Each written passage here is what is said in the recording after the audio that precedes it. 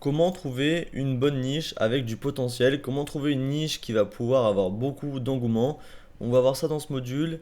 Il y a plusieurs niches que je vais vous montrer sur plusieurs parties, donc je vous conseille de tout regarder, essayer de voir ce que font les comptes, d'analyser et ensuite vous pourrez choisir votre niche. Dans cette partie, je vais vous proposer des niches qui utilisent entièrement Midjourney pour tout ce qui va être images et illustration. La première que je vous propose, c'est une niche très connue, c'est les histoires et les théories du complot. Pour chaque niche, je vous ai estimé une durée de vidéo et un potentiel. Pour ce qui va être de la durée de vidéo, c'est le temps que je mets moi actuellement avec mes connaissances pour faire ces vidéos. Vous allez le voir vous aussi au fur et à mesure que vous allez faire des vidéos, vous allez passer de 1h30 à 1 heure à 3 quarts d'heure et puis après vous allez réussir à faire des vidéos en une demi-heure. Pour le potentiel, c'est une estimation que j'ai fait sur tous les comptes que je vous ai montrés actuellement en analysant leurs dernières vidéos et combien de vues ils font sur le mois. Donc pour ces niches-là, il y a énormément de potentiel. C'est des niches qui fonctionnent très bien dans tous les pays. Les histoires, ça plaît beaucoup. Les théories du complot, c'est pareil. Je pense que de manière générale, vous avez tous déjà vu des histoires ou des théories sur TikTok. Ça plaît beaucoup. Généralement, on est facilement dedans. C'est facile pour faire des vidéos de 1 minute sur les histoires, donc très bonne niche. J'ai vu que souvent les gens disaient que cette niche était très saturée parce que beaucoup de personnes veulent se positionner dessus. Je suis pas totalement d'accord là-dessus parce que j'ai vu des nouveaux comptes qui ont réussi à émerger en quelques semaines sur ces thématiques-là. Donc vraiment, c'est des thématiques qui sont très utilisées, très proposées, oui, mais il faut savoir se démarquer. Essayez d'analyser tous ces comptes, essayez de voir les vidéos qui ont bien fonctionné, de les ressortir par nombre de vues pour ensuite les reproduire.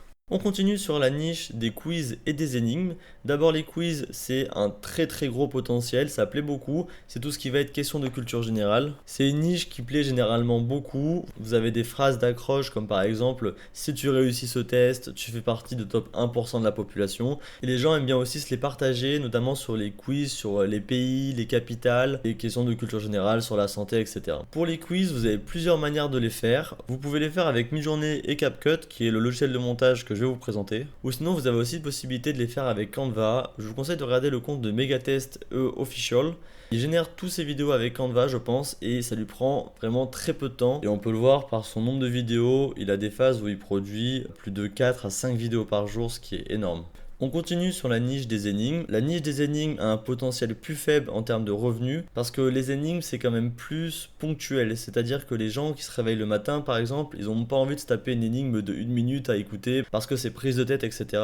Et même au niveau de l'audience, j'ai globalement sur mes comptes énigmes plus de 75% d'hommes, donc ce qui réduit quand même pas mal le public. Néanmoins, c'est quand même une niche avec un bon public parce que souvent les gens qui écoutent une énigme, ils aiment bien à chaque fois qu'ils vont tomber sur une énigme aller jusqu'à la fin pour essayer de travailler leur esprit, leur cerveau. Donc j'ai mis 5 000 € par mois sur celle-ci et j'avais mis 12 000 sur les quiz. Voilà, c'est un peu sur les chaînes que je vous ai montrées.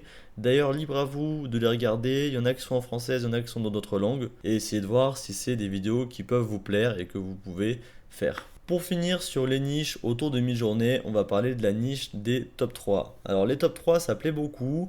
On voit souvent ça, top 3 des pays les plus sécurisés du monde, top 3 des gens qui ont le plus de fortune au monde, top 3 des familles qui ont le plus de pouvoir au monde. C'est assez intéressant, ça accroche beaucoup. Souvent, quand on écoute le premier, le top 1, on se dit, enfin, ça fait top 3, top 2, top 1. Du coup, on a envie d'écouter le dernier. Ça marche très bien. Là, les 3 comptes que je vous ai proposés, ils ont vraiment beaucoup de contenu, beaucoup de potentiel. La durée des vidéos, c'est environ 40 minutes parce que au niveau des thèmes, il faut quand même trouver des images, ça prend quand même un peu plus de temps que les histoires. Mais derrière, il y a beaucoup de potentiel, j'ai estimé à 15 000 € par mois. Ces comptes font beaucoup de vidéos et il y a beaucoup d'engouement sur les vidéos.